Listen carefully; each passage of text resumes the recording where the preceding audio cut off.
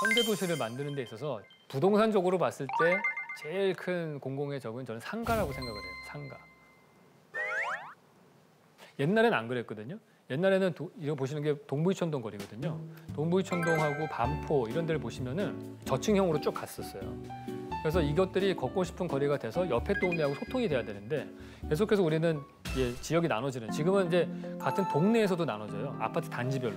너 레미안 사느니 아니면 너는 뭐 어디 사니 이렇게 섹터가 나눠지기 시작을 하는 거죠. 그러니까 실질적으로 그게 해결이 되려면은 저층형으로 상가를 잘 분포를 해서 상업시설들을 어디에다 어떻게 쓰느냐가 되게 중요하거든요. 그걸 해서 내가 걷고 싶은 거리를 만들어서 내가 이 동네에서 저 동네로 걸어가게끔 만들어줘야 되는 거예요. 그래서 아까 보셨던 반포에서 걷다 보면 논현동 갔다가 걷다 보면 뭐 왕십리까지 가고 걷다가 보면 또 뭐 금호동까지 가고 이래야 되는 거거든요. 근데 그게 우리는 좀 안 돼요. 현대는 우리는 다 이런 쇼핑몰 이런 거에서 실내에서 생활을 하고 점점 집약이 되는 거예요.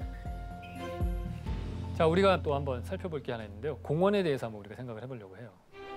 자, 이게 뭐냐면은 센트럴파크의 모습인데 센트럴파크 되게 좋아요. 가면은요, 진짜 내가 도심에 있는 것 같지가 않아요. 주변에 자연만 보이고 아무것도 안 보여요. 근데 문제는 뭐냐면요, 이게 폭이 너무 넓은 거예요. 그래서 주변에 건물들이 없으니까 사각지대가 너무 많아요. 86%가. 그래서 밤에 못 가요, 여러분. 밤에 가면은 누가 죽여서 땅에다 묻고 나와도 몰라요. 그래서 옴스테드라는 사람이 설계한 보스턴 커먼이라는 공원이 있거든요. 그걸 보시면은 되게 조그만하고요. 여기 가면은 주변에 건물들이 보입니다. 건물들이 보여서 이것을 내려다볼 수 있게 하는, 감시하는 곳이다. 제가 감시를 되게 안 좋게 말씀드렸는데 감시의 좋은 점은 그거를 더 안전한 공간으로 만든다는 거예요. 우리가 CCTV를 달면 그 공간이 안전해지는 거랑 똑같은 원리인 거죠. 사람들이 조심해요. 근데 거기다가 저 건물에는 깜깜하고 높은 데 있으니까 우리 패놉티컨에서 배웠죠. 제가 나를 보는지 안 보는지 몰라.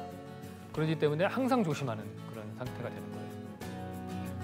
제가 외국인 건축가들이 오면 서울에서 꼭 한번 가봐라 자랑하는 곳이 하나 있어요. 그 어딜 것 같으세요? 외국인 건축가들이 오면 서울에서 꼭 한번 가봐라 자랑하는 곳이 하나 있어요. 그 어딜 것 같으세요? 제가 외국인들한테 꼭 가보라고 하는데 어디냐면요, 한강시민공원입니다. 한강시민공원 왜 그러냐면 정말 전 세계에서 이렇게 안전하게 늦게까지 술 마실 수 있는 데가 없어요. 정말 싼 값에. 왜냐면 주변에 아파트들이 계속 감시를 하잖아요, 여기는. 여기는 정말 새벽 1시에 가도 안전해요. 그래서 너무 좋은 그런 공원이에요, 사실. 제가 말한 자연이 이런 곳이었어요. 근데 제가 말한 것도 그거예요. 여기도 그런. 여기 갈대숲 이런 데 가면 난리가 아니잖아요, 거기. 반포 옆에 그 갈대 키워놨잖아요. 제가 볼 때는 그 계획하신 분이 생각이 깊으신 분 같아요, 제가 볼 때. 근데 이게 감시를 하는 공간이 돼야지만이 사실은 되게 좋은 거거든요. 안타까운 건 뭐냐면 이 서울뿐만 아니라 대한민국에 우리가 맨날 공공공간이 부족하다. 맨날 이런 얘기 많이 하죠. 부족하면 뭐가 부족해? 너무 차고 넘쳐요, 우리는. 항공사진을 보시면 학교 운동장들이 유럽의 광장보다 더 잘 분포가 돼 있어요. 촘촘하게. 근데 그거를 우리는 조기축구 아저씨밖에 안 써요.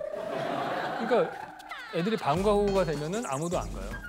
옛날에 한때는 담장 허물기 운동이 있었어요. 담장 허물어가지고 써라 그랬는데 쓰긴 뭘 써요. 거기 괜히 또 애들 뭐 유괴당한다고 그래서 다시 담장 치고 보안관까지 세워놨어요, 지금은. 도시계획이 잘못된 거거든요. 만약에 우리가 학교 운동장에다가 주변에다 가게를 쭉 둘러놨다고 생각을 해보세요. 문방구랑 뭐 카페랑 뭐 야채 가게 이런 것들을 쭉 배치를 해놓으면은 애들 학교 보내고서 엄마가 와서 차 마시면서 애들 보고, 문방구 아줌마가 자기 커스터머들이잖아요. 얼마나 열심히 보겠어.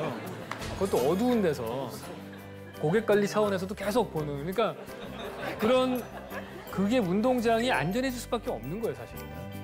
CCTV 100개 달는 것보다 더 안전한 거예요, 사실은. 여기가 밤에도 안전한 이유는 가게에서 쳐다봐서 그런 거예요. 그런데 그걸 우리가 도시계획에 뭐 학교에서는 뭐 몇백 미터 안에는 뭐 상업시설이 들어오면 안 되고 이런 것 때문에 우리가 제대로 쓰지를 못하는 거거든요, 그게. 그래서 그런 부분들이 바뀌어야 돼요. 그러니까 공간은 사실 우리가 어떻게 계획하느냐에 따라서 사람들의 생활을 너무 많이 바꿔요. 근데 우리가 사는 아파트도 저는 정말 큰 문제가 있다고 생각을 해요. 가족끼리의 대화가 없게 만드는 그런 평면 구조예요, 아파트가. 자, 이게 한옥의 모습이거든요. 근데 한옥은 마당이 있고요. 한옥의 가장 큰 특징은 뭐냐면요, 방에서 방을 볼 수 있어요. 방에서 창문을 열고 마당을 거쳐서 사랑방 창문을 열면은 보이죠. 건너방도 보이고. 자, 우리의 3베이 아파트가 한옥하고 사실 똑같아요. 쓰리베이 아파트는 한옥의 마당에다가 지붕을 덮은 다음에 거기 거실로 만든 거예요. 그다음에 뒤쪽에 식탁이 놓인 데가 대청마루 쪽이고요. 그러면 여기서도 사실은 안방에서 건너방이 보여야 돼요. 안방에 창문을 열면은 건너방이 보이는데 모든 창문들은 우리나라 아파트는 어때요? 다 바깥쪽으로만 돼 있어요. 그러니까 방문을 열고 방에 들어가면은 대화가 딱 단절되는 거예요. 사실은 내가 내 영역에 있어도 원하면 창문 열고 저쪽 창문 열면은 뭐 우리 아들은 싫어하겠지만은 그 애가 공부하는 모습이 좀 보여야 되는 거잖아요. 근데 선택적이잖아요. 사실 창문을 나도 열고 저 사람도 열면은 볼 수 있는. 근데 하다못해 내가 저 사람은 나 혼자만 열어도 거실로 열린다면서 방이 훨씬 넓게 느껴질 거예요. 아마. 근데 왜 자꾸 좁게 보이게 거실 쪽으로 창문을 안 내고 바깥쪽으로만 창문을 내요? 이런 거에서 이미 우리는 집이 좁다고 느껴지게 하고 가족들끼리의 대화가 없어지게 하는 거죠. 그래서 설계가 되게 중요해요. 사람들이 관계를 설정하는 데 있어서. 집에 가면 주로 하시는 게 뭐예요?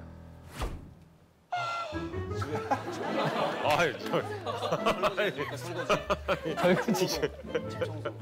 뭐 아이들하고 이제 놀아주기도 하고요. 자기 전이면 네. 아니면 아이들 잠들면 조용히 거실에 나와서 이어폰 꽂고 TV를 봅니다. 저 그 정말 좋은 것 같아요. 그 이어폰 꽂는 거 나왔죠 새로. 예. 와, 그거 정말 신의 축복이에요 진짜. 저도 예. 그거 너무 잘 쓰는데 맞아요. 다 대부분 다 테레비 많이 봅니다. 그게 어떻게 보면은 이게 테레비는 되게 재밌어요. 테레비는 옛날에 모닥불로 보시면 돼요. 그런 얘기가 있어요. 남편들이 밖에서 들어와서 테레비 한 30분 보는 거는 가만 냅둬야 된다. 왜 그러냐 하면은 옛날에 우리 동굴이 있었잖아요. 동굴에 사람들이 목숨 걸고 사냥하고 긴장한 상태에서 딱 모닥불 앞에 와서 그 사람들이 멍 때리면서 불이 막 움직이는 걸 보면서 심리적인 안정감을 찾았다는 거예요. 근데 그 불이 막 움직이는 거가 지금 텔레비전 영상이 막 움직이는 거랑 똑같다는 거예요. 그러니까 우리가 텔레비를 아무 생각 없이 그냥 보는 거가 그런 심리 안정에 도움이 된다. 그러니까 텔레비 보는 사람 보고 너무 뭐라 그러면 안 된다. 스트레스를 많이 받는 사람이라는 거예요, 그게. 현대인들이 텔레비를 되게 많이 봐요. 근데 저는 그 가장 결정적인 이유 중에 하나가 마당이 없어서라고 생각을 합니다. 물론 텔레비전이 재밌는 것도 많이 있겠지만은 보통 우리가 공간을 인식을 할 때 그 면적을 어떻게 파악을 하냐면요. 기억으로 계산을 해요. 뭐 예를 들어서 여러분이 예전에 뭐 5평짜리 조그마한 마당이 있는 집에 살았다고 칩시다. 그럼 그 마당에 대해서 추억이 많을 거 아니에요. 3월 달에 꽃 피고 뭐 5월에 비 내리고 7, 8월에 숲이 우거졌다가 뭐 겨울철에 눈 내리고 뭐 이런 것들이 많아요. 그러면은 이게 5평짜리 공간이지만은 거기에 10가지 기억이 있으면은요. 5 곱하기 10, 아주 50평짜리 공간이 되는 거예요. 근데 지금 우리는 아파트에 가면 어때요? 아파트에 가면은 인테리어가 똑같아요. 옛날에 제가 마당이 지금 거실이 됐다고 말씀드렸잖아요. 옛날에 마당은 꽃 피고 막 다 있었는데 지금 거실에 가면은 1년 12 다 똑같은 벽지에 1년 12 다 똑같은 조명에 현관문 조명에 똑같기 때문에 변화가 없어요. 변화는 어디에만 있느냐? 텔레비전에밖에 없어요. 그러니까 텔레비전을 통해서만 사람들이 변화를 볼 수 있는 거죠. 그렇기 때문에 계속해서 거기만 쳐다보는 거예요. 그게 어떻게 보면 슬픈 거죠. 그 옛날에 자연으로부터 떨어져 사는 것들. 그리고 또 하나 슬픈 게 또 있어요.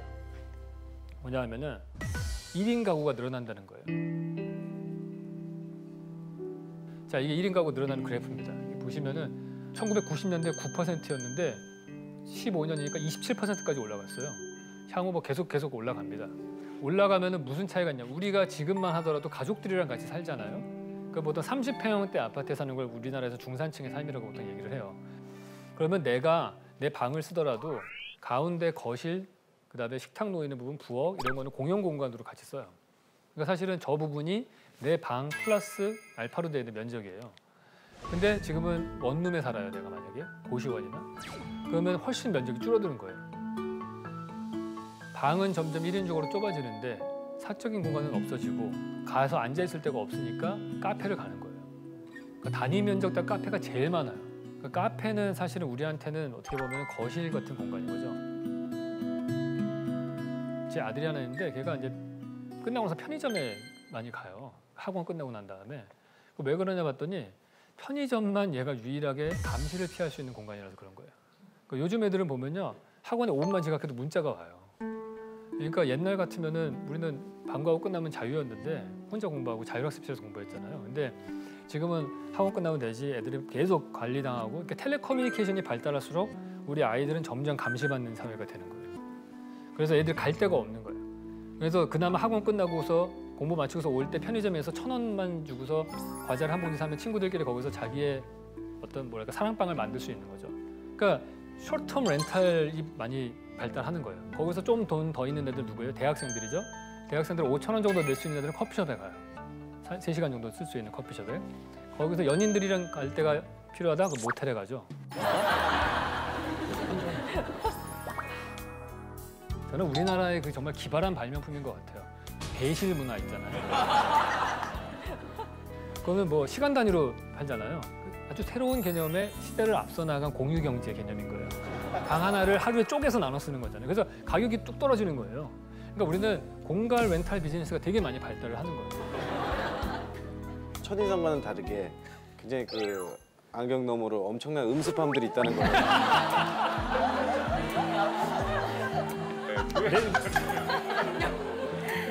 눈치채셨는지 모르겠는데 제가 다 그렇게 봐요, 세상을. 제가 김상중 씨한테 질문 하나 드릴까 하는데요. 고인돌하고 스톤힌지, 피라미드, 뭐 지구라트, 만리장성 이런 것들의 공통점이 뭘까요? 큰 돌로 지어진 석조 건물? 네, 맞습니다. 그러니까 크다는 거고요. 여기서 핵심은 뭐냐면 무겁다는 거예요. 그럼 무거운 건물하고 가벼운 건물이 도대체 무슨 차이가 있느냐? 고인돌이 이렇게 보통 보면은 옛날 국사 시간에 나오는데 큰 넓적한 돌이 있고 밑에 돌이 작은 게 2개가 세워져 있어요. 옛날에 보면서 그런 생각, 이게 도대체 왜 만드는 걸까 이거를? 재단으로 쓰는 것도 아니고 아무짝에도 쓸모없어 보였는데 그거 제가 최근에 알았어요. 이거 왜 만드는지. 그거가 만들어진 시대는 선사시대. 바퀴가 발명되기 전이거든요.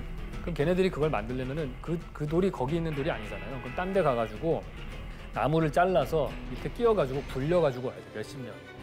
그럼 온 다음에 작은 돌을 몇십 명의 힘을 들여서 세워요, 이렇게.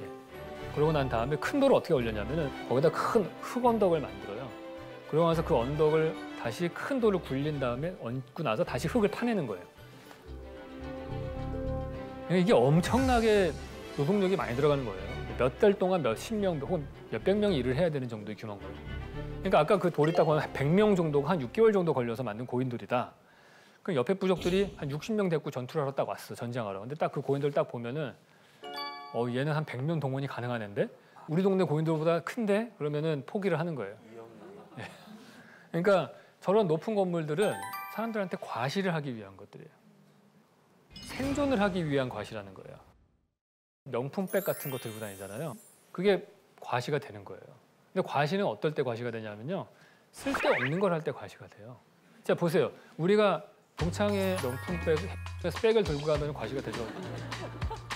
자, 이런 1,000만 원짜리 백 들어도 난 생활하는데 아무 지장 없어. 딱 되는데 두루마리 휴지를 들고 갔다고 쳐보세요. 생필품, 내가 정말 사는데 꼭 필요한 거. 전혀 안 돼요, 그런 거는 과시가. 그러니까 고인돌도 제가 말씀드려요. 아무짝에도 쓸모가 없는 거에다 돈을 썼기 때문에 그게 과시가 되는 거거든요. 자신의 권력을 보여주기 위해서 한 거잖아요. 그러니까 우리가 보는 이런 높은 건물들은 사실상 보면은 고인돌 짓는 거랑 똑같아요. 재미난 거는 쌍둥이 빌딩이 9/11 테러로 무너졌어요. 그러니까 저는 그 다음에 되게 기대를 했어요. 아, 야, 이 부르즈 칼리파보다 더 높은 빌딩이 나오겠구나 이제. 맨하탄은 밑에가 반석이기 때문에 되게 높게 지을 수 있거든요. 나오겠구나 생각했는데 웬걸 더 낮게 지었어요. 높은 건물들을 안 지어, 미국 애들이 이제 더 이상. 왜냐?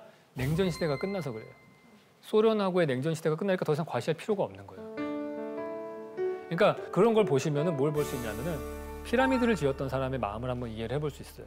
무덤을 그렇게 크게 지은 이유는 바로 옆에 아수르라든지 그런 경쟁 국가가 있어서 그래요. 메소포타미아 지역에 되게 강한 제국들이 있었거든요. 그러니까 이집트하고 견줄 만한 그런 제국들이죠. 그러니까 걔네들한테 보여주기 위해서 피라미드를 지은 거고요. 그래서 우리가 건물 보다가 보면은 이렇게 막 바깥으로 막 튀어나온 캔틸러버 많은 것들이 있거든요. 저런 것들이 약간 다 과시욕 많은 사람들, 졸부들 이런 사람들이 실제로 그래요. 근데 보면 그런 분들이 저런 디자인을 선호해요.